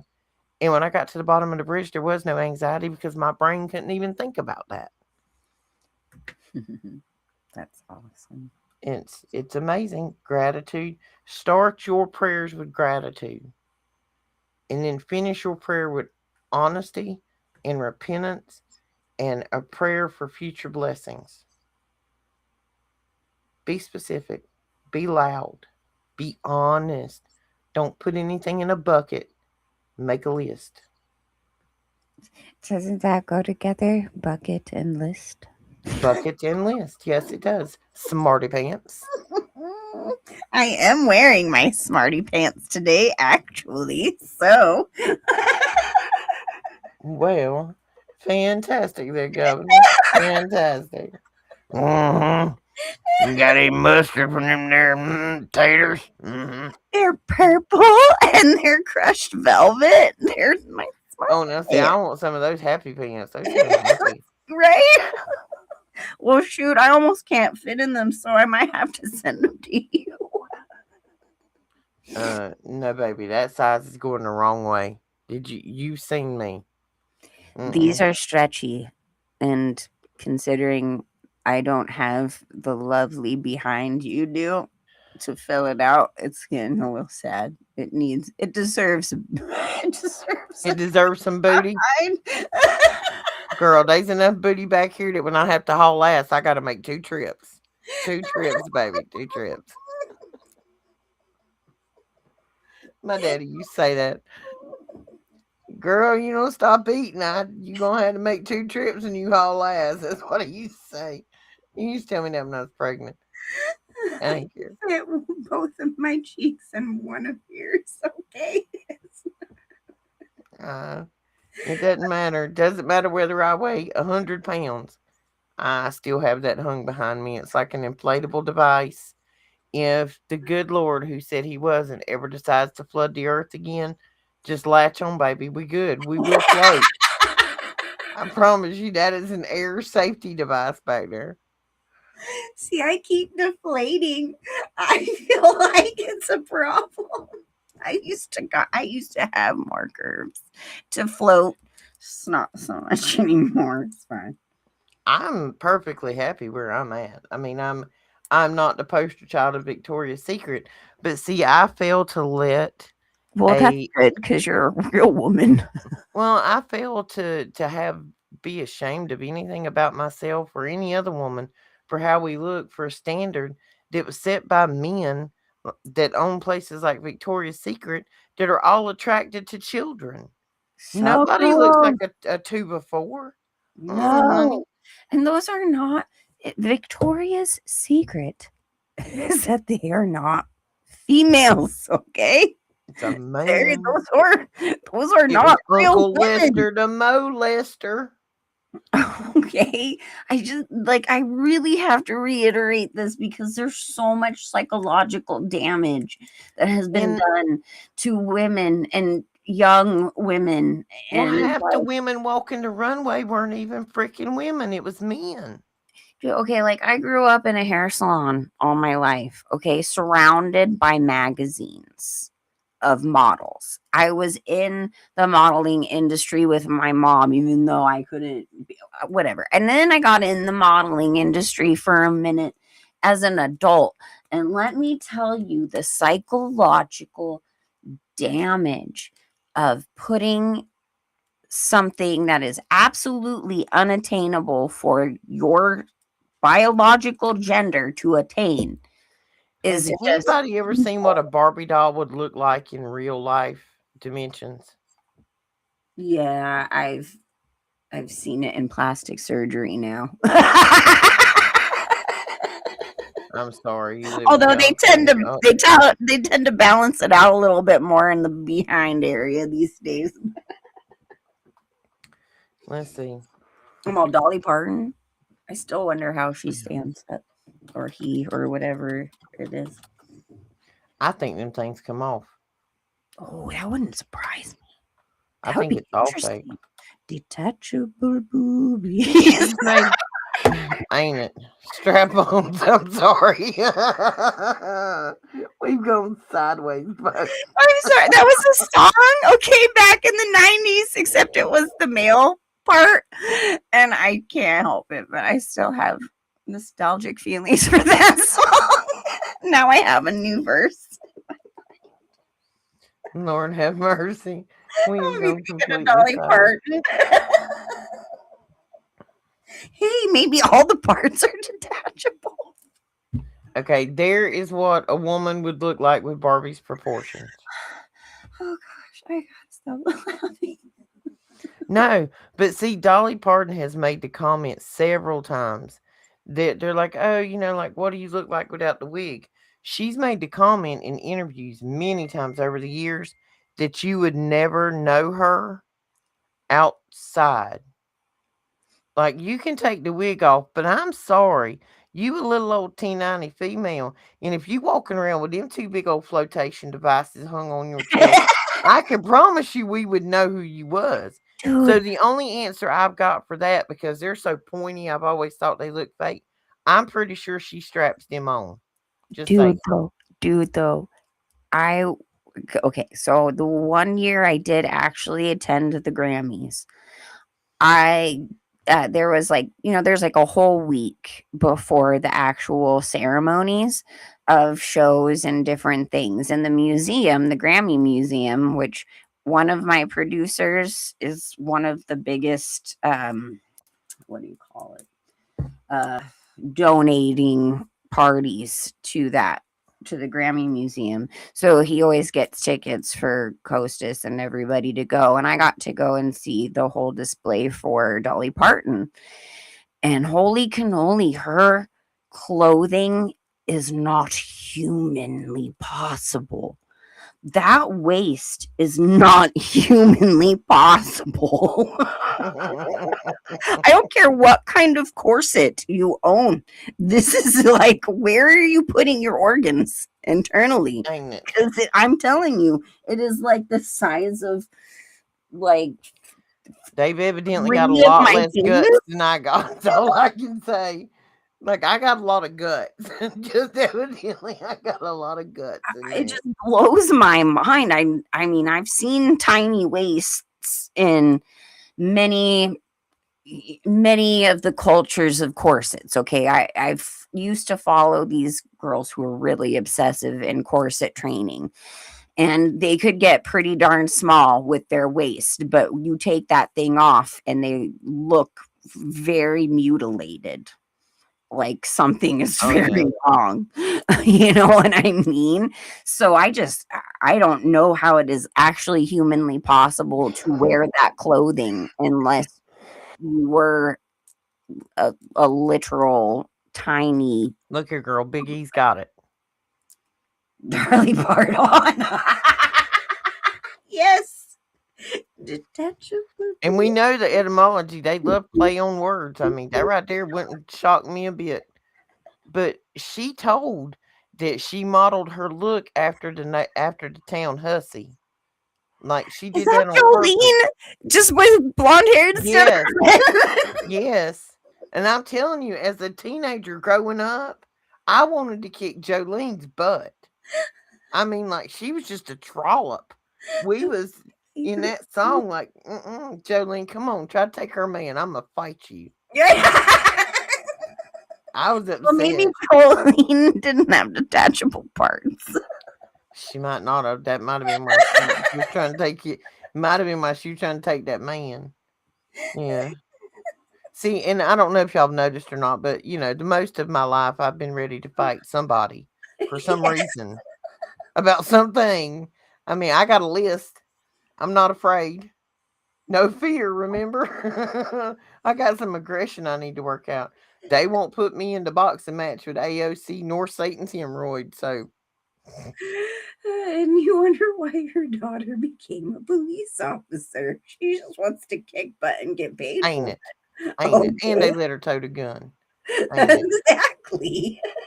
And they gave her a company car. Get it, You, girl. you can live vicariously through her. Is No, girl. I ain't got to live vicariously to nobody. I had my day. I'm trying to keep you from going to jail and losing all your money on bail money until at least we get the AOC fight on. Yeah, I'll behave till AOC gets here. But like I've And then we get to unleash Betty. oh my goodness. I can bring Betty out the We box. could bring Betty out the box, girl. Oh snap. Snap. Oh my god, I'm a terrible friend. I'm encouraging such You are my terrible best friend. behavior. See, somebody mess with me and like or mess with my Shannon, we're gonna drain the oil out your car. We're gonna take your whole transmission.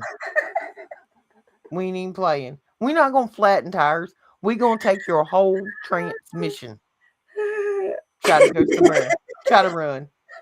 Mm. And you never get all four tires, only three, because insurance requirements and everything. Of course. Yep. Only get three. Know your roles. Know you. We have a we have a great relationship with this. I'm HR. I'm like the Mhm. first step, if Before Betty gets let out the before box. Betty gets let out of the box. And if for any reason you don't make it past me, you're gonna have that's a problem. Then you The get to last thing deal. is we gonna pray to Jesus before this happens. We gonna talk to him and see what he says about it because we trying to be a much better person these days. But there is still a violent rage within me about old Satan's hemorrhoid and his little crooked friends. Yeah. See if the diplomatic way doesn't work. We got the mafia on our side. We're okay. All four of my personalities. We rolling. Ain't it? I would love to get a hold of Horseface. I'm telling you, there's just something about that woman that, like, It's not a woman. I want to snatch the wig off its head so bad. It's not a person. I said head. I want to snatch its wig off and the meat suit, so like everybody can see what kind of demon is riding that rocket. Like, oh boy, you got to be a special kind of stupid. Yeah. Roll up on the South. Girl, Mm, you did not watch the Hunger Games. I'm in the wrong district for you to be talking smack. I Mhm. see. I also did not watch the Hunger Games either, but I know it better than to say anything like that.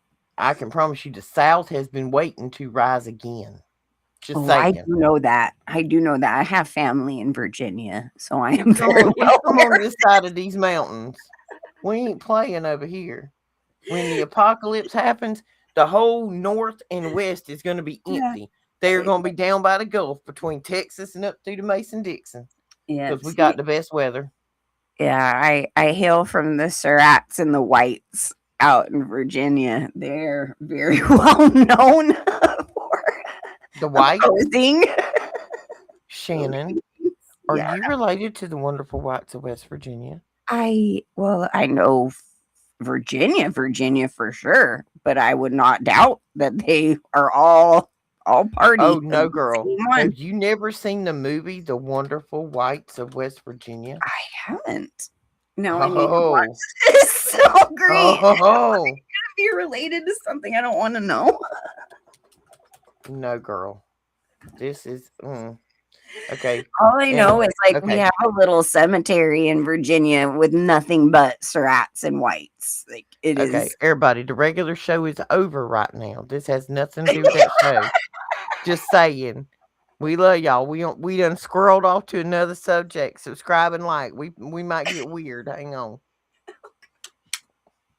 This show is something else, guys. If you've not seen this show, I seen this some years back. It's a 2009 documentary.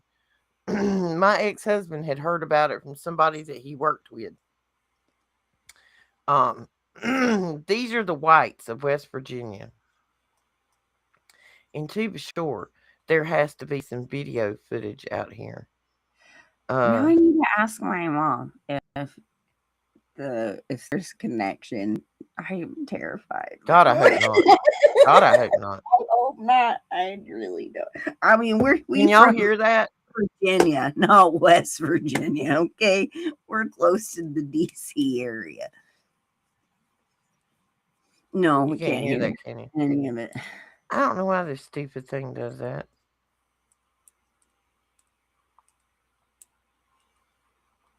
Dear Jesus, of course. We need to say a prayer before you watch this. I'm just letting y'all know this has got some adult stuff. Don't be having no children up under the age of 30 watching. Just saying. Make sure you grown up adults. It's not about wrestling. These people, it starts showing you. It's hard to believe that people this actually exists in the world. But this shows you in West Virginia back in 2009 when the pain pills had started becoming an epidemic up in there. But these people right here, you talk about Jerry Springer. You ain't seen no Jerry Springer, girl. This dude right here, oh no, it's Yeah. I'd enjoy killing people, cutting them up, shooting them. But I can't stop killing you. he's crazy. He is bat turd crazy. That will be the most unusual, unique documentary you will ever watch. Like, I'm yeah. just gonna say this out loud. I already disclaim any relation to these people. Okay. I mean, I'm gonna find out for sure because now I'm like, no, God, no. But No, this you is know, just a, I a think we're family up okay. there. I think And we're okay. I mean, it's they bad are, enough that the Surats are already so infamous. I just, yeah, that would be too much. It's the Diana knows. white side. Diana knows who Jesco is. No, no, no, no. Think of like the craziest. Okay. Think Jerry Springer rejects with a documentary crew following them. They literally take pill bottles and shake them and cut. Oh, like this. Listen, like the Motrin in the bottle. They do that with the medication and call it the hillbilly mating call. I ain't even lying. So we're talking Hills Have Eyes. Yep. Yep.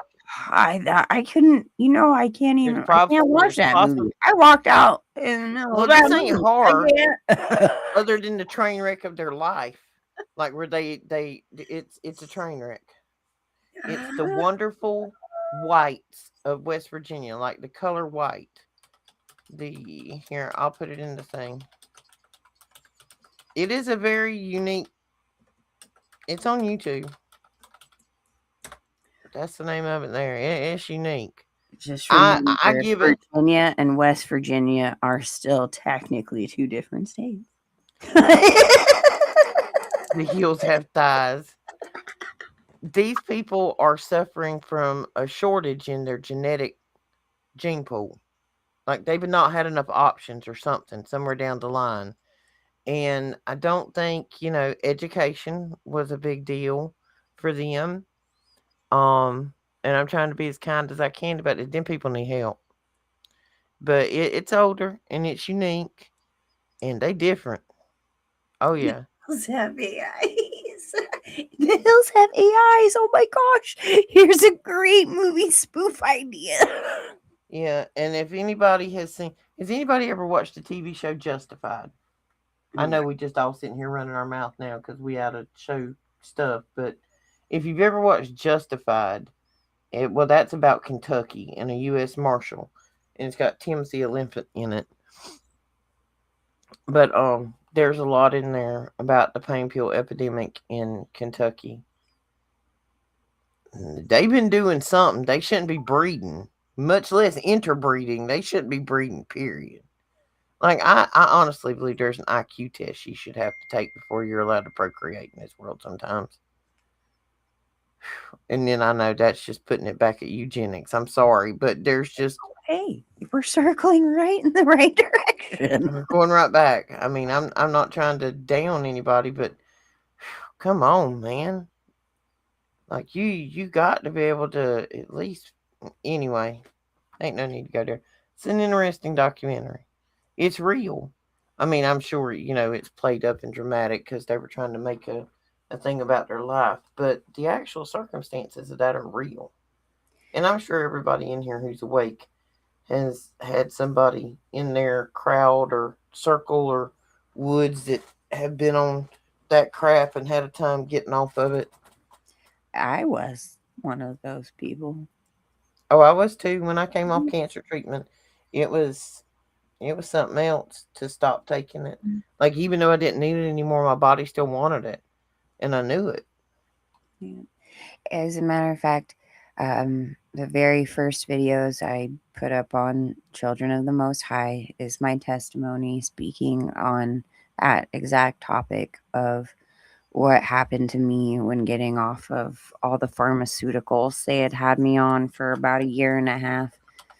And I know Roxy, on in many occasions, has talked about her testimony through her cancer treatments and everything too. And the pharmaceutical she had been put on for, you know, was it ADHD, the SSIs, SSRIs. SSRIs, yeah.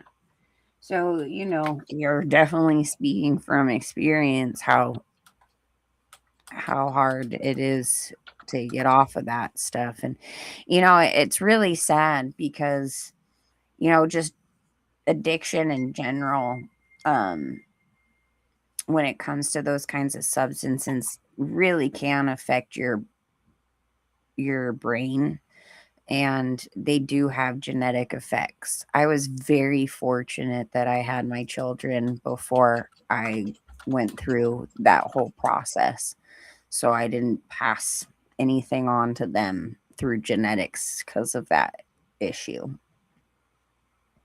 You know what I mean? Yup.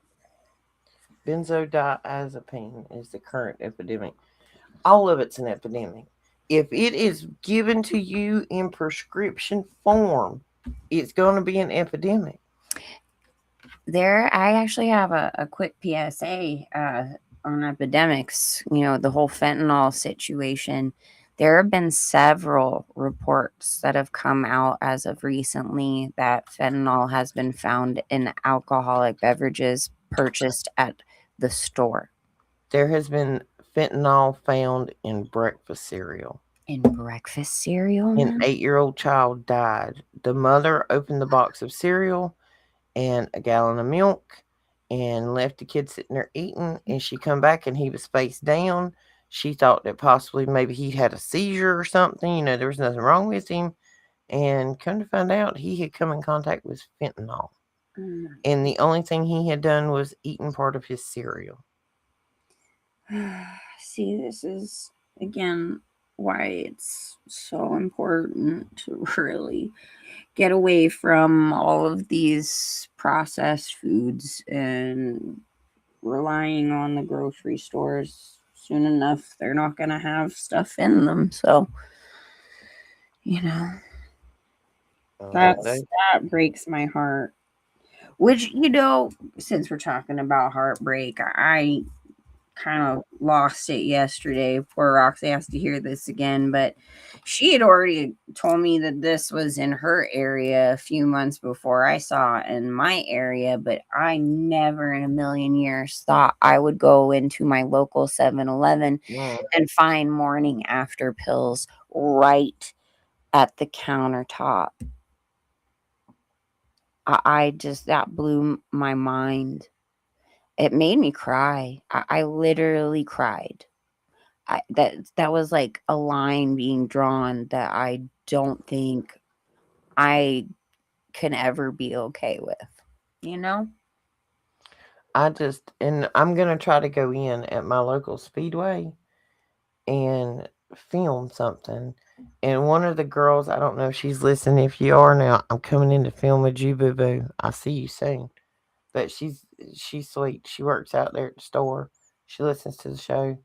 Um, when you first walk in the door, there's like this wall up front, and it's got like like gloves on it and little mini bungee cords and that kind of stuff, like the odd and end stuff. It's a serial killer's murder wall. There's mini tarps, there's tape, there's gloves, there's zip ties, there's the morning after peel, and there's some little blue pills. So I mean, whatever crime you want to commit, the evidence kit is at the speedway at the front counter. That's insane. This is insane. Like, for it to be right. Girl, we ain't in Kansas no more, Toto. Mm-mm. Yeah. Start watching how the people around you, the ones that for a while have seemed like they were just irritated or aggravated and they're asleep and you know it. I'm starting to see the aggressiveness of their behavior to ramp up a little bit. Seeing more accounts of normally Karen in the neighborhood that just raises hell about somebody not doing something she wants to starting to actually physically act out in a physical way. Just keep your eye on that. Hmm. Oh yeah, honey, they sell individual condoms, individual cigarettes, individual abortion pills, you name it. You can buy it on a budget at the Speedway.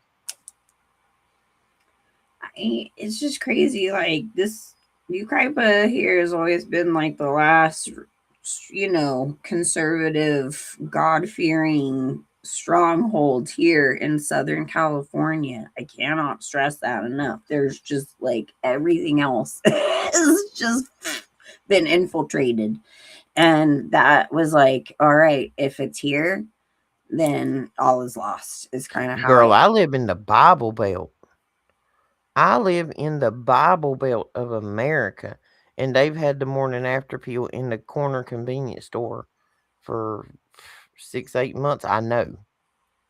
I mean, So, before it was like you had to go to a pharmacy for that. mm-hmm, And mm-mm. that's wild to me. I mean, even just the whole fact that you can get toys and it's like right there. Not only is it right there on the shelf as you're going through the aisles, it's child level. It's not Mm-hmm. even like on the highest shelf. We're talking like 5 to 8 year old could be right at eye level with all of it. It And blow it's your like mind to figure out what some of these 8-year-olds know now. before you had to go into the ghetto to the little corner, adult store to get anything like that. Now it's just like, here you go. That's wild. It's Yeah, you don't need that. All incredible. you got to do is have a Walmart account. They'll have it on your door in less than 2 hours. I don't care I, what it is. I don't belong in this world, Roxy. I really I think I don't. was born too late because all I want to do is like get boxing rings and get out in public with loudspeakers. And I'm not quite sure why I want to fight a woman and then tell her about Jesus all in the same sentence, but I just think she needs some sense beat into her. I'm just saying. I mean, it sounds like a good idea to me, guys.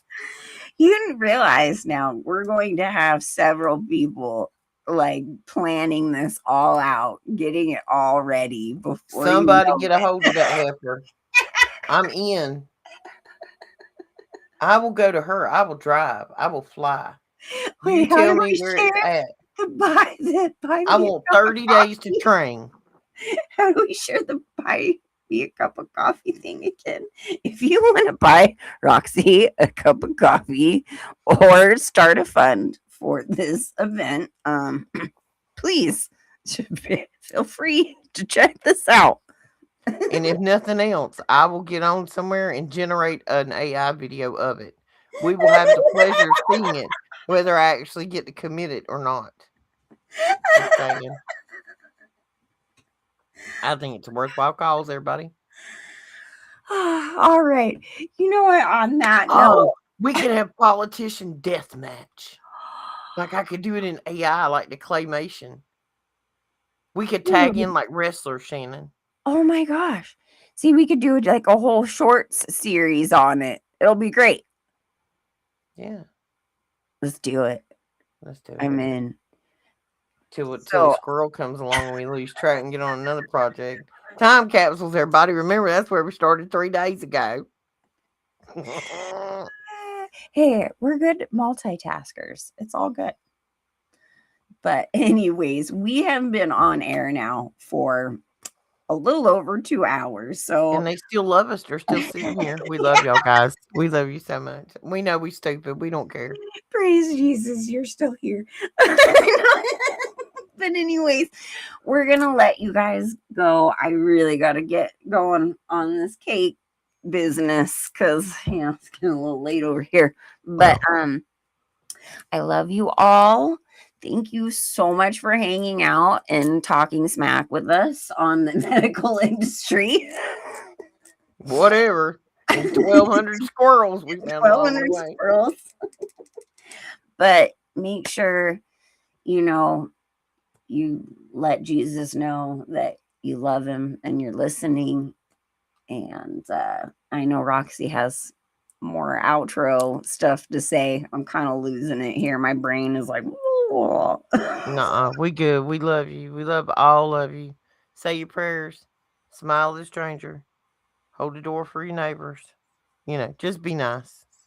It'll come back to you, I promise, tenfold. Pray real loud. Pray in detail. And be grateful. And we will be back sometime this weekend. See you then, guys. Good night.